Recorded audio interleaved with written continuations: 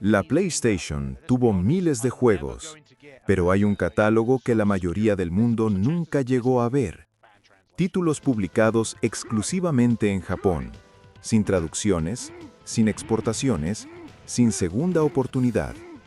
Algunos desafiaban el género, otros desafiaban la cordura, y unos pocos eran simplemente obras que no tenían equivalente en ninguna otra parte del planeta. Hoy vamos a abrir ese catálogo. Bienvenidos a Bóveda Retro.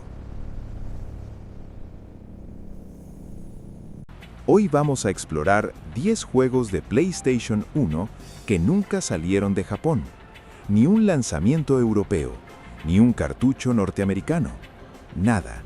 Solo existieron dentro de las fronteras japonesas, lo cual los convierte en exactamente el tipo de joyas enterradas que este canal existe para desenterrar. Si pensabas que ya conocías todo lo que PS1 tenía que ofrecer, esto va a cambiar esa idea. Empezamos con el primer día de la vida de la PlayStation.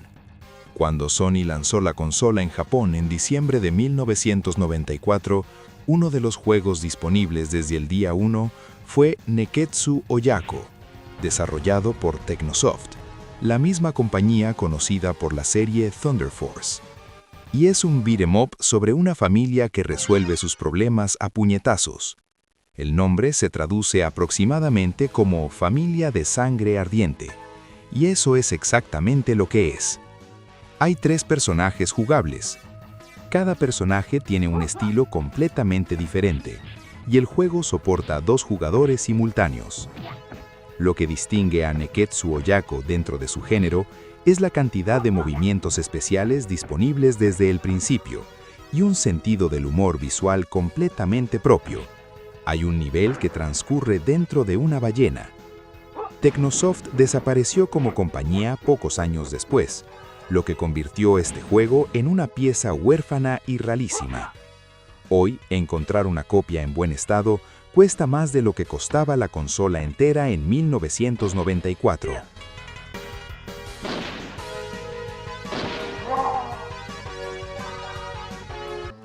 Capcom, la compañía de Street Fighter, de Mega Man, de Resident Evil, en 1995 publicó un juego de terror escolar interactivo basado en una serie de anime para niños, y es exactamente tan raro como suena, viniendo de ellos.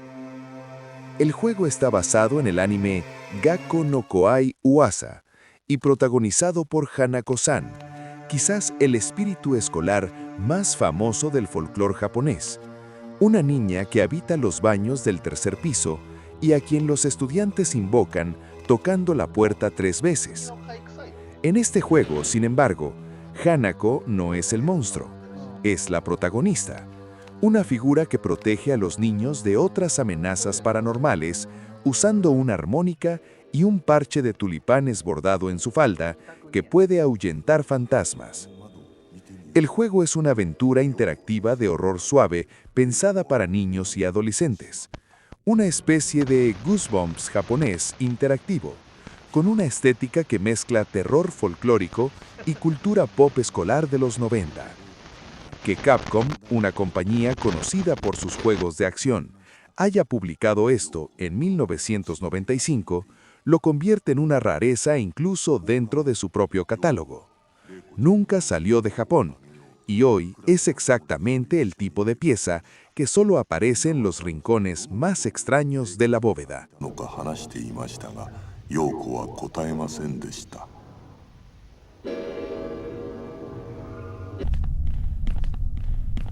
Twilight Syndrome es una aventura gráfica de horror lanzada por Human Entertainment en 1996, donde un grupo de estudiantes de preparatoria investiga fenómenos paranormales en su escuela.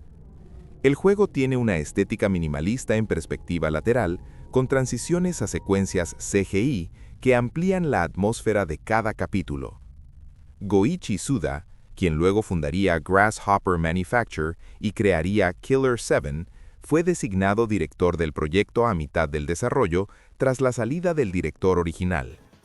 Para poder cumplir los tiempos, dividió los escenarios en dos entregas separadas, Tansaku-gen y Kyumei-gen, ambas publicadas en 1996. El juego tuvo suficiente éxito en Japón para generar una continuación directa. Ninguna de las entregas salió de Japón. 0 traducciones oficiales, 0 exportaciones, y la razón que el propio Suda dio años después es reveladora.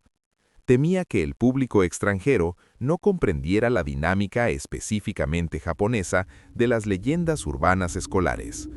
Una decisión que dejó a miles de fans de su obra sin poder ver el origen de todo.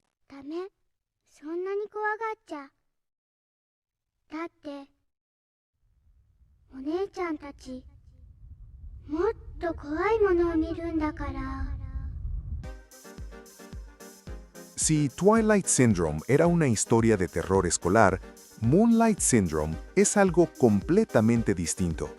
Es el punto donde Suda51 dejó de seguir reglas.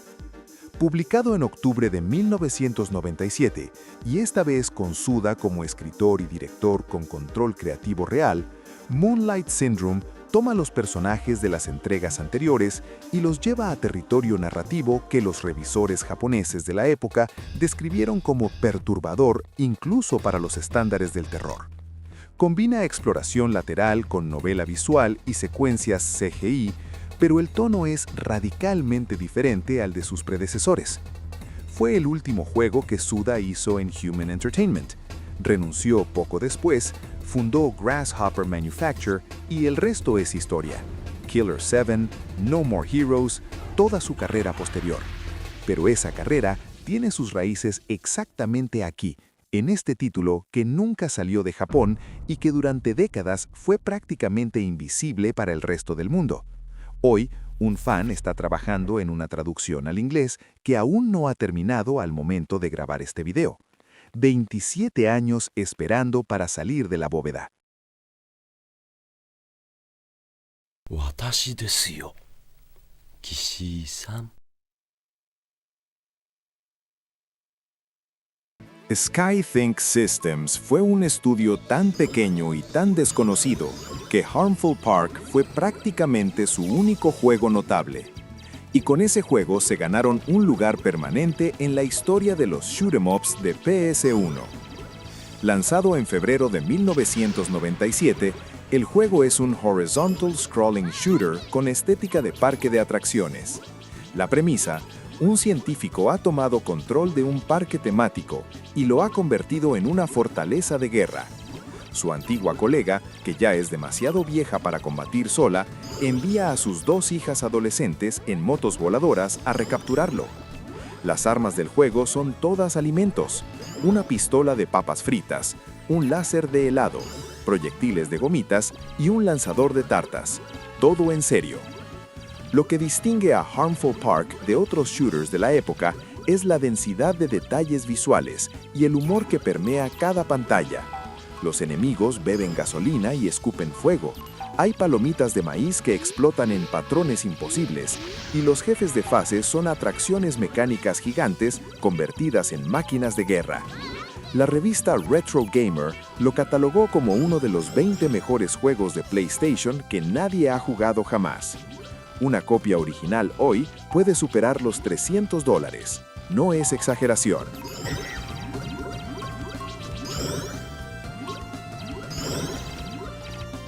Este no es un juego, es una filosofía. La Simple 1500 Series de 3D Publisher fue una colección de más de 150 juegos publicados en Japón a un precio de 1.500 yenes, equivalentes a menos de $15 de la época. La premisa era exactamente lo que el nombre prometía: juegos simples, accesibles y directos. Un simple ajedrez, un simple billar, un simple golf. Pero dentro de esa colección también existían experimentos imposibles de clasificar. Títulos de horror psicológico disfrazados de budget games, propuestas de acción con una identidad visual completamente propia. Juegos que ningún publisher grande habría aprobado, pero que en este formato de bajo presupuesto podían existir sin necesidad de justificación comercial. La serie se convirtió en una especie de laboratorio del diseño japonés a finales de los 90. Algunos títulos eventualmente salieron en Occidente bajo nombres distintos. La mayoría quedó enterrada en Japón, como experimentos de una época en que un juego de 1.500 yenes podía ser más interesante que uno de 8.000. Un rincón del catálogo de PS1 que merece mucha más atención de la que recibe.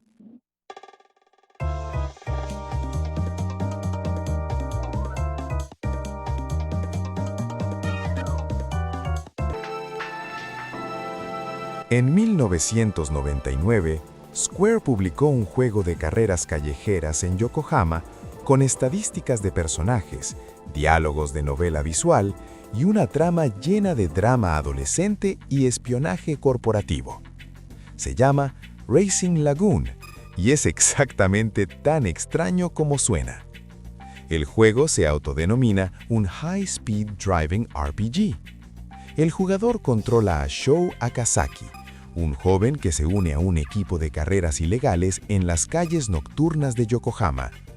Pero en lugar de solo correr, hay que hablar con rivales, administrar recursos, tomar decisiones narrativas y personalizar el auto con un sistema de tuning que el equipo de desarrollo había investigado con una profundidad que sorprendió incluso a periodistas especializados en autos. Square no era conocida por juegos de carreras, y Racing Lagoon tuvo críticas mixtas en Japón, pero vendió más de 140.000 copias, lo que demuestra que había un público para algo tan inusual. Nunca salió de Japón. Durante 22 años fue invisible para el mundo. En 2021, un fan canadiense llamado Hilltop lanzó un parche en inglés que finalmente abrió ese mundo a quienes no leen japonés. Una joya enterrada por 2 décadas, desenterrada por una sola persona.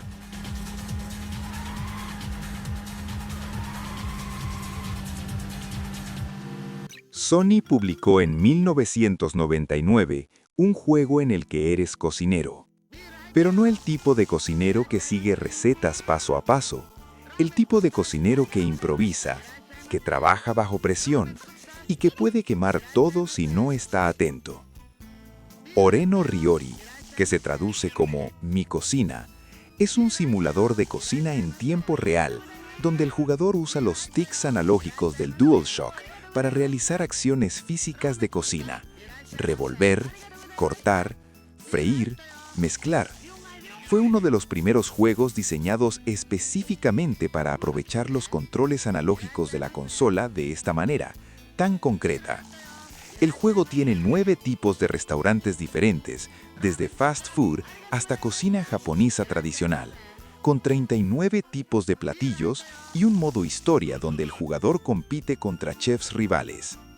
Sony incluyó una demo de un nivel en un disco de PlayStation Underground distribuido en Estados Unidos, lo que generó suficiente interés para que muchos jugadores norteamericanos la jugaran sin poder acceder nunca al juego completo. Oreno Ryori es el precursor directo de Overcooked, que nadie conoce, atrapado en Japón por razones puramente comerciales.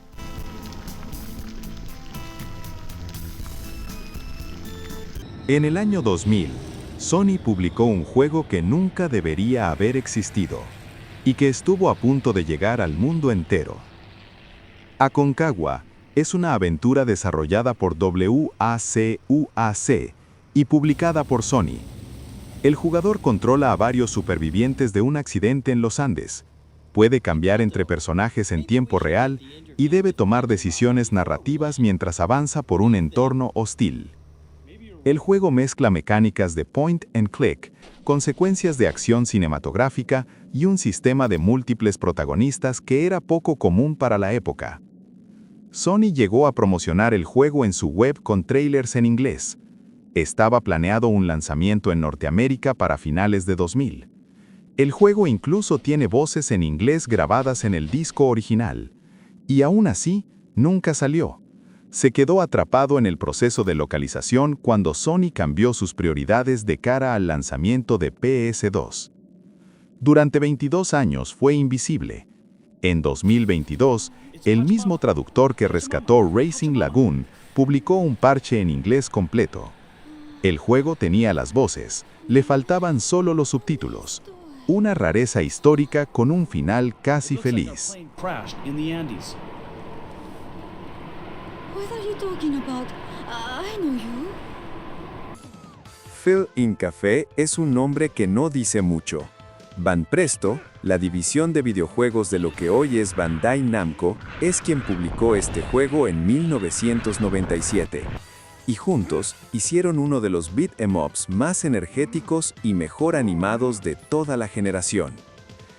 Panzer Bandit es un beat 'em up de desplazamiento lateral en el que 4 personajes con poderes distintos atraviesan niveles repletos de enemigos con una fluidez visual que sorprende para la época. Los sprites son grandes, detallados y con animaciones que rivalizan con los mejores del género en cualquier consola de la misma generación. Lo que distingue a Panzer Bandit es su sistema de movimientos especiales y la variedad de situaciones que el juego presenta. No es un beat 'em up que repita la misma fórmula en cada pantalla, sino que introduce mecánicas y escenarios nuevos a lo largo de su duración. No tiene parche en inglés y no lo necesita del todo. Es el tipo de juego que se entiende y disfruta incluso sin leer una sola línea de texto en japonés.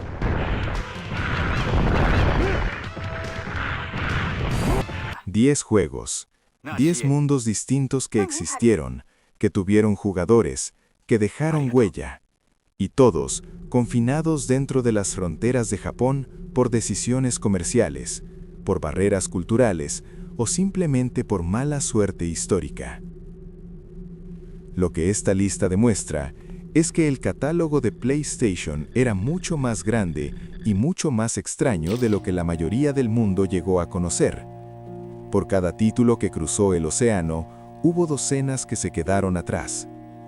Algunos esperaron 20 años para que un fan los tradujera, otros siguen esperando. Y quién sabe cuántos juegos más siguen enterrados, sin parche, sin traducción, sin nadie que los haya desempolvado todavía. Exactamente el tipo de cosas que viven en la bóveda retro. Si conoces algún otro juego de PS1 que nunca salió de Japón y que debería estar en este canal, déjalo en los comentarios. Y si este video te pareció interesante, ya sabes qué hacer. Nos vemos en el próximo.